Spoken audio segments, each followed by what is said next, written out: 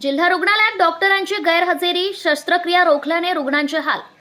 कैलासवासी वसंतराव नाईक वैद्यकीय महाविद्यालय तथा जिल्हा रुग्णालयात जोखमीच्या शस्त्रक्रिया रोखल्याने रुग्णांचे मोठे हाल सुरू आहे।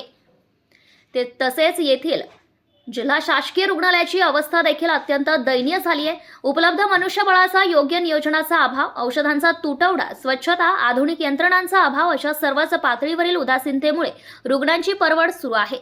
जिल्ह्यातील सर्वात महत्त्वाचे रुग्णालय म्हणून जिल्हा रुग्णालयाला ओळखले जाते। सर्वसामान्य रुग्णांना या ठिकाणी तज्ञ वैद्यकीय अधिकाऱ्यांकडून उपचाराची सुविधा अपेक्षित असते। फिजिशियन नसल्याने अनेक रुग्णांना खासगी रुग्णालयाचा रस्ता दाखवला जातो। वैद्यकीय अधिकाऱ्यांच्या निरुत्साहामुळे रुग्णांना त्रास होतोय। शस्त्रक्रियांसाठीही अनेक महिने रुग्णांना वाट पाहावी लागतेय। बाह्य रुग्ण विभागातही रुग्णांची परवड होत आहे। शासकीय नियमानुसार सकाळी 9 ते दुपारी 1 व सायंकाळी 4 ते 6 अशा बाह्य रुग्ण विभागाच्या वेळा ठरवून दिल्या आहेत। मात्र वेळेतही बहुतांश वैद्यकीय अधिकारी उपलब्ध नसतात। अनेक दांडी बहादरांना वठणीवर आणावे लागणार आहे। स्वतंत्र अत्याधुनिक रेडिओलॉजी विभाग करण्याच्या नावाखाली जिल्हा रुग्णालयातील सिटी स्कॅन मशीन बंद आहे।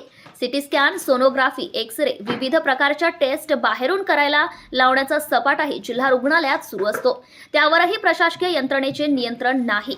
कर्मचाऱ्यांचे अनेक प्रश्न प्रलंबित आहेत। अनेकदा त्यांनी आंदोलने केली तरीही कारकुनांकडून प्रशासकीय अधिकाऱ्यांना कामाची पूर्तता करून घेता आलेली नाही। रुग्णांना लागणारे आवश्यक औषधेही बऱ्याच दिवसांपासून उपलब्ध नाहीत। प्रतिनिधी गणेश शिंदे, यवतमाळ।